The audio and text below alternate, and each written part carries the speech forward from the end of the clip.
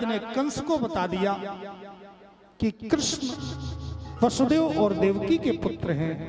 कंस ने अक्रूर जी को भेजा। अक्रूर अष्टम गर्भ कृष्ण ही है और जाओ लेकर के आओ, मेले के माध्यम से मरवा दूंगा। अक्रूर जी ने बहुत समझाया, कंस जब जानते हो कि काल है तो क्यों तुम बुला रहे हो, लेकिन कंस नहीं माना। अक्रूर जी चले लेने के लिए। नंद बाबा से कहा, हम कृष्ण और बलराम को लेने के लिए आए हैं, मेला देखने के लिए, लेकिन नंद बाबा ने मना कर दिया। इसके पश्चात कन्हैया ने कहा, बाबा हम तो जाएंगे। बाबा ने कहा हम सब चलेंगे, और तुरंत डिरोरा पिटवा दिया गया। कल सुबह सूर्योदय के पूर्व ही मथुरा मेला देखने चलना है, अपनी अपनी बैलगाड़ी तैयार कर लेना। सब लोग अपनी अपनी बैलगाड़ियों में चलने लगे, तैयार होने लगी सबकी, सब उत्साहित है गोपाल। लेकिन गोपांगनाओं को पता चला कल हमारे प्राण चले जाएंगे, कल तो श्याम सुंदर जा रहे हैं। दौड़ी दौड़ी गई किशोरी जी के पास, लाडली जी क्या आपने आवाज सुनी डिरोरी की? सुना है कल श्याम सुंदर जा रहे हैं, अगर कल वो चले जाएंगे तो हम अपने प्राण को रख कैसे पाएंगे? क्या उनको नहीं पता कि एक पलक झपकने का विरह भी सहन नहीं होता? और आज वो चले जाएंगे, कितने दिन रहेंगे पता नहीं, कैसे हम रह पाएंगे? सखी उनसे कह दो ना जाएं। एक सखी ने कहा, सखी ये सारा विधान संयोग का, वियोग का, मिलन का, विछड़न का, ये सब विधाता के हाथ में। विधाता ही सबका संयोग कराता, सबका वियोग कराता, कब किससे छुड़ा ले, कब किसका साथ दे, कब हानि लाभ जीवन मरण यश अपयश विधि,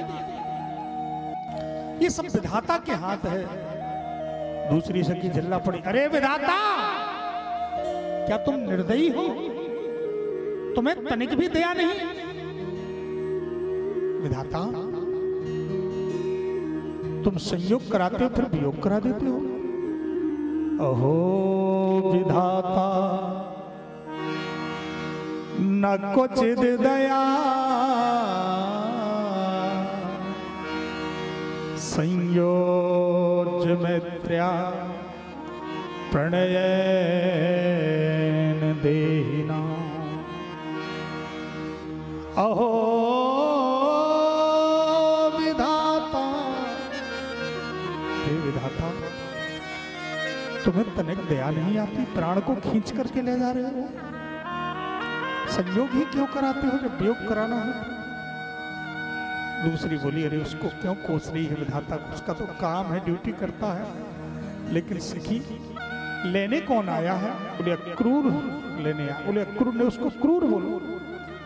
एक सखी ने कहा, और तो सब ठीक है, अगर कन्हैया नहीं कहता तो कोई नहीं जाता, लेकिन इन्हीं को जाने की इच्छा है, सखी हम नहीं जाने देंगे। पूरी रात बात करते बीत गई। प्रातः काल जैसे हुआ, सारी सखियां सामने खड़ी हैं। श्याम सुंदर ने सबको बैलगाड़ियों में भेज दिया बाबा के साथ। अक्रूर जी के साथ जैसे चलने को तैयार हुए, उसी समय सभी गोपांगनाएं को सामने देखा, आंख से अश्रु टपक रहा है। श्याम सुंदर रथ से उतर के आए। देवियों केवल 2 दिन की तो बात है, मैं आ जाऊंगा। प्रेमियों के जीवन में प्रेमास्पद का सुख ही मूल आधार होता है, और प्रेम का ये सिद्धांत भी होता है।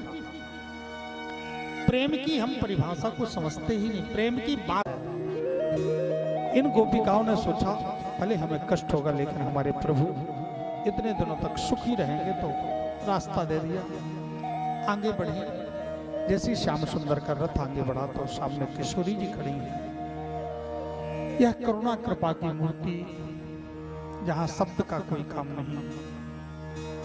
श्याम सुंदर उतर करके आए, हाथ छोड़ करके चरणों में प्रणाम किया। हे प्राणवल्लभे, क्या आदेश? किशोरी जी ने कहा, हे प्रियतम प्राणधन, आप जानते हैं कि नेत्रों के उज्जवल होने पर मैं प्राण को चाहूंगी भी कि रोक लो तो नहीं रुक सकते।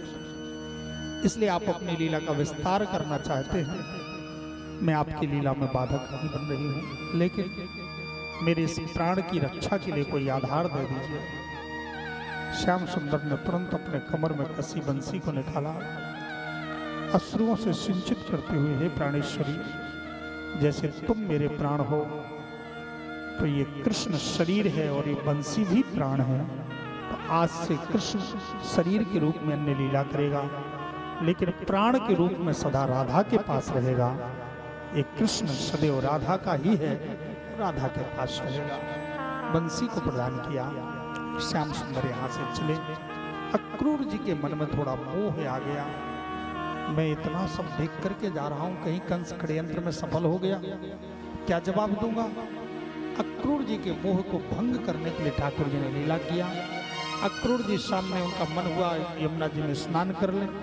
स्नान करने लगे तो वहां पर ठाकुर जी का दिव्य रूप अंदर दर्शन हो रहा है, फिर बाहर वही रूप, फिर राम जी का रूप, फिर श्याम जी का, परशुराम, बावन, बारह, कच्छप, मत्स्य, अनेक अनेक 24 अवतारों का दर्शन हुआ। जल के अंदर समझ गई ये कृष्ण साक्षात परब्रह्म परमात्मा है। ये मेरा मोह था, मैं साधारण मानव समझ करके कार्य कर रहा था, ये जरूर कंस का वध करेंगे। लेकर के जैसे चले, कन्हैया ने कहा चाचा अब मैं यहाँ से पैदल चलूंगा मथुरा में, और मथुरा के राजमार्ग में श्याम सुंदर पैदल चलते।